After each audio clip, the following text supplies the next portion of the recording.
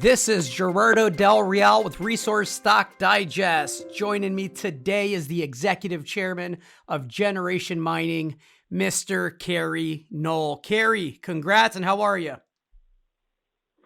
I'm great, thanks. And thank you for the congratulations. We're pretty happy over here.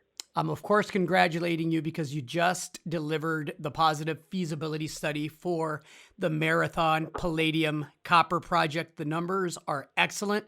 Let me go through a few of the numbers. Internal rate of return after tax of 29.7% and a net present value of $1.07 billion based on $17.25 an ounce for palladium and $3.20 a pound for copper. Of course, both of those metals are materially higher. If we use today's spot metal prices, you get an IRR of 47%, 2.02 billion NPV, payback of 1.5 years. I could go on, but I want to let you provide the context. Just an excellent study. Yeah, thanks. We're really pleased with the, especially with things like the payback. I mean, at today's prices, and we don't see any reason why prices aren't going to stay high for at least the next 2 or 3 years, if not much longer. So having a 1.5 year payback on a project of this magnitude is almost unheard of in our business. So that just shows you how good it is. 13-year mine life, exploration upside is excellent. Tell me a bit about the metal breakdown and what that looks like. I understand it's 1.9 million ounces of palladium, and this is payable metals, by the way, 467 million pounds of copper, and 537,000 ounces of platinum, along with, just as a kicker, 151,000 ounces of gold and 2.8 million ounces of silver. We talked a bit off air about the disconnect between the net present value and your current market cap and the multiples at which you're trading. Do you care to kind of speculate as to why there's such a disconnect? Well, and I'll explain a bit of that disconnect. So a typical base metal company trades at about half of NAV, and a typical gold company trades at a little higher than that, maybe 3/4 of NAV. Some of them, the better projects, and we're trading at under 20% of NAV, and that's the disconnect that you're talking about there. And I think that at least part of the reason is that we're not that well known when we're presenting to people. A lot of times they've not even heard of us. So we have a major campaign over the next 2 months of presenting both group presentations and one-on-one presentations, and just trying to get the word out about our project. And another possible reason that I talked about with the disconnect is possibly just the fact that it's palladium and not gold. People love gold. People buy gold a lot of the time because they think that the economy is collapsing, or that it will collapse in the future, and they don't buy palladium because of that. So we don't get quite the multiple that the gold players get. But so I think we're going to get treated more like a base metal company, even though we do have almost all of our revenues coming from precious metals. The breakdown is, I think, 58% is coming from palladium and 26% from copper, and then declining amounts of in order of platinum and then gold and silver. But even if we were to trade as a base metal company, we should still be trading at least about half of NAV, and so that would suggest that our 80% interest is worth somewhere around 400 million Canadian dollars in terms of value in the market, and we're not trading anywhere near to that. So there's some room for us to move. Let me play devil's advocate. I'm going to ask some questions I know the answers to, but I want to highlight just how robust and the quality of the project. How's the infrastructure, Kerry? So I don't think I could find a better location to build a mine, yeah, other than the fact that Canada has fairly high taxes. Seriously, we're in Canada. We're on the Trans-Canada Highway. There's an airport on the property. There's a brand new 230 kilovolt power line going through the property.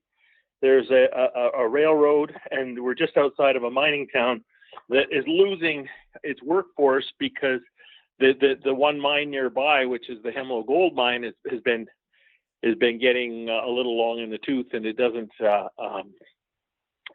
employ nearly as many people as it used to.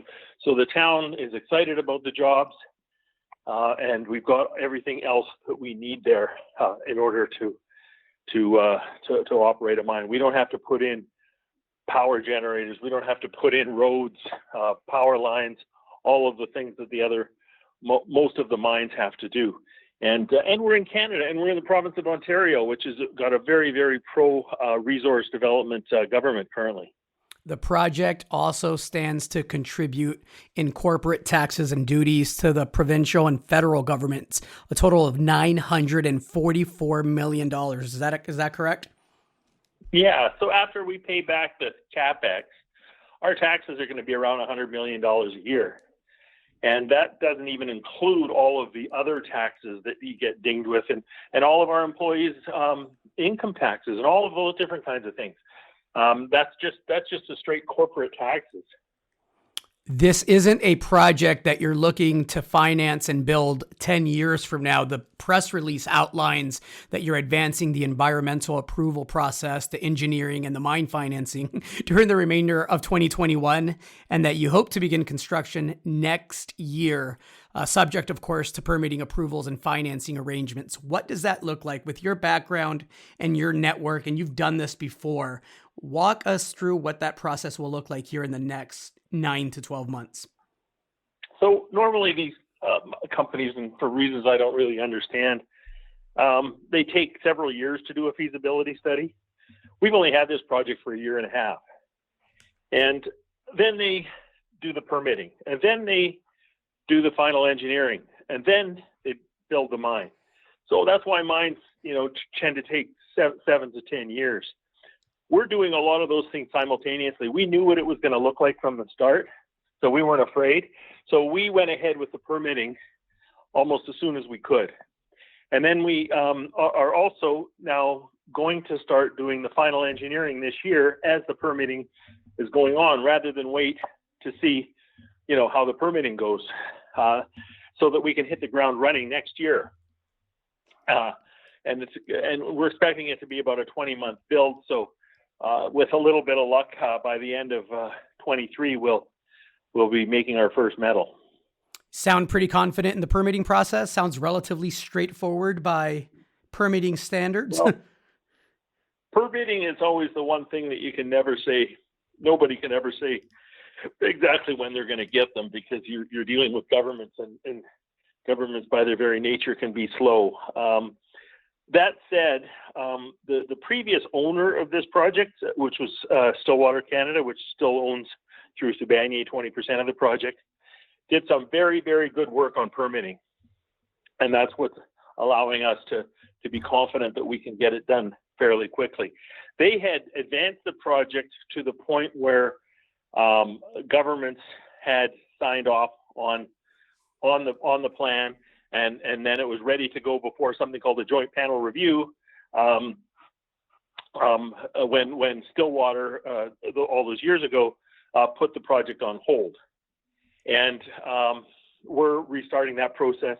The governments have appointed the panel to review it, and we're expecting that review to be ongoing through this year. And that includes things like town hall meetings and consultations with natives and the local townspeople and all of that stuff. That's all kind of wrapped into the same package as the environmental impact assessment. I mentioned earlier the exploration upside and how this is being looked at right now as a 13-year mine life, but the exploration upside is excellent, and there is the potential to increase that mine life, correct? Well, first of all, there's a number of things here. If you look at the press release, under the resources, it includes 2 deposits, the Sally deposit and the Geordie deposit, that are not in the feasibility study. And the reason that they're not in the feasibility study is not because they're not economic. They're very similar grades as the main zone that is in the study. The reason they're not is because no permitting work was done on them. And had we decided to include those, the permits would have taken several more years. So we decided to put them aside because you don't get much value beyond 13, 14 years anyways in terms of your net present value because of the discount rate. And as a result, we decided to put those on hold. But those could easily provide another 5 or 6 years to the mine life right there. So those are already discovered. They need some confirmation drilling, but they're half measured, half indicated, so to speak.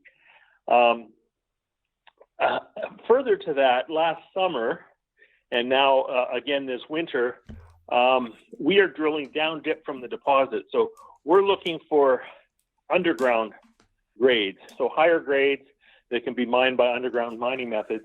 Currently, everything we're doing is open pits, but there's an operating palladium mine in Canada that's making good money for Impala, the South African company, at a grade of 2.5 grams, and we're getting material up to 6 and 8 grams in our deeper drilling. So we've got the beginnings of an underground deposit that could extend the mine life or supplement the mine during its existence. Of course, it's preliminary. We haven't got a resource on that yet. We need to do a lot more drilling, but we've been getting some very good numbers.